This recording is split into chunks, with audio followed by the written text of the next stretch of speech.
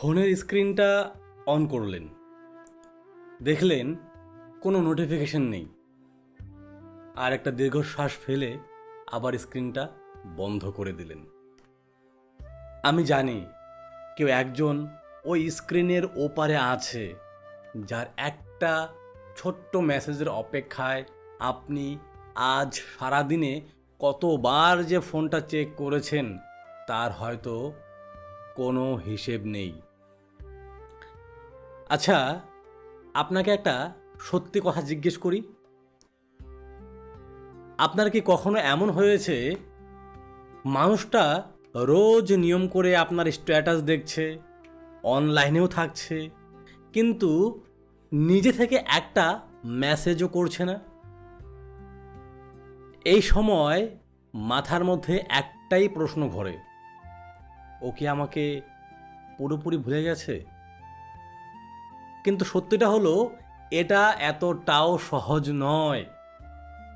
আজ আমি আপনাকে এমন 5টা আচরণের কথা বলবো যেগুলি একটা মানুষ ঠিক তখনই করে যখন সে ভেতরে ভেতরে আপনাকে পাগলের মতো মিস করে, কিন্তু ইগোর কারণে বা ভয়ে সেটা মুখ ফুটে বলতে পারে না। আর ভিডিওর শেষে গিয়ে আপনি নিজের মনের এমন একটা সত্যি জানতে পারবেন যেটা হয়তো আপনি এতদিন খেয়ালই করেননি। নমস্কার, আমি রঘুনাথ ভৌমিক।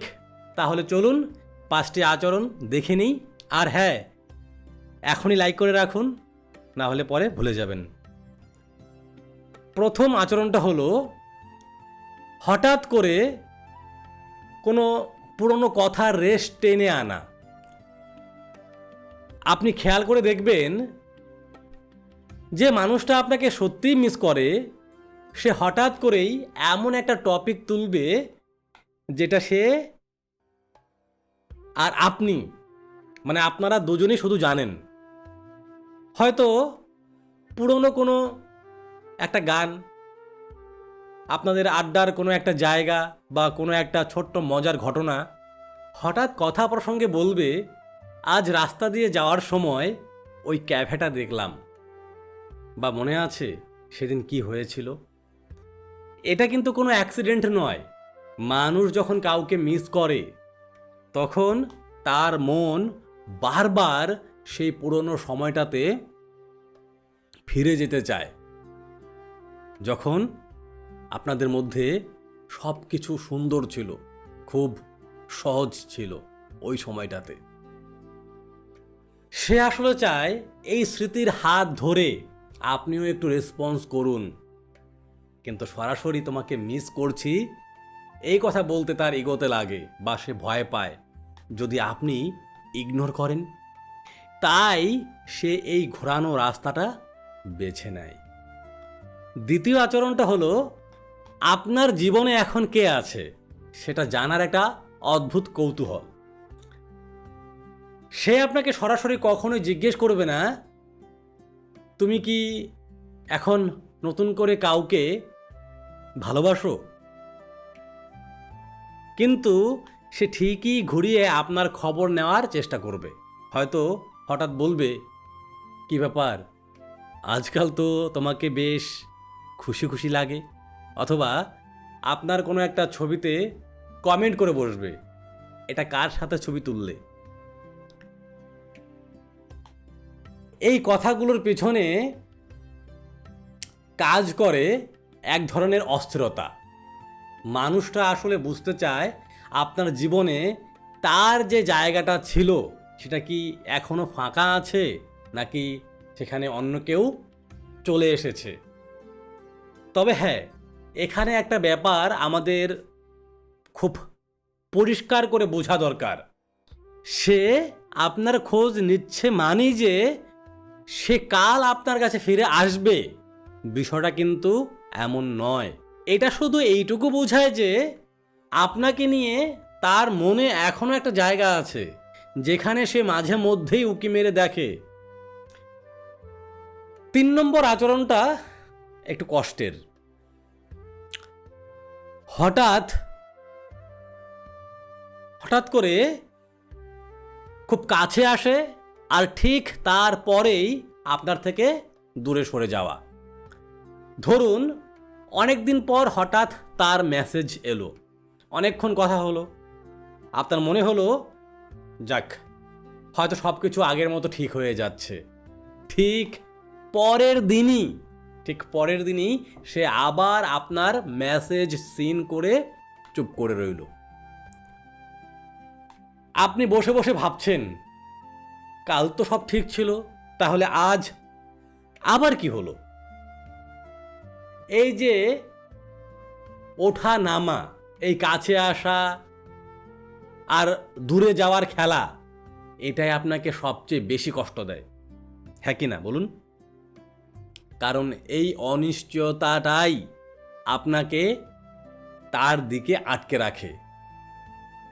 আসলে যে মানুষটা এমন আচরণ করে সে নিজেও একটা মানসিক টানাপোড়েনের মধ্যে থাকে।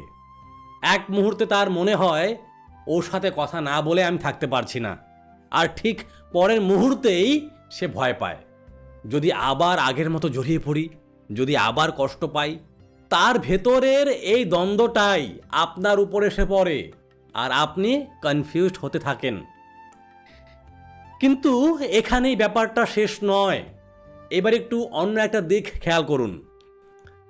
4 নম্বর আচরণ, আপনার প্রতিটা ছোট আপডেটে রিয়াকশন দেওয়া কিন্তু নিজে থেকে কথা না বলা। আপনার একটা নতুন প্রোফাইল পিকচার, একটা স্ট্যাটাস, একটা সাধারণ পোস্ট, দেখবেন ঠিক তার লাইক বা রিয়াকশন চলে এসেছে, কিন্তু একটা সরাসরি মেসেজ সেটা সে করবে না। এটা কেন হয় জানেন? কারণ রিয়াকশন দেওয়াটা খুব সেফ। এতে সে আপনাকে বুঝিয়ে দিতে পারে, দেখো আমি কিন্তু এখনও তোমার খবর রাখছি, কিন্তু একই সঙ্গে নিজেকে একটা সেফ জোনেও রাখতে পারে। সরাসরি মেসেজ করলে একটা রিস্ক থাকে, যদি আপনি রিপ্লাই না দেন, যদি আপনি তাকে পাত্তা না দেন, প্রত্যাখ্যানের এই ভয় থেকেই সে কথা বলার বদলে শুধু রিয়াকশন দিয়ে যায়। আর পঞ্চম কারণটা হলো আপনার সম্পর্কে অন্য মানুষদের কাছ থেকে জানতে চাওয়া। এটা হয়তো সবচেয়ে বেশি আপনার নজর এড়িয়ে যায়।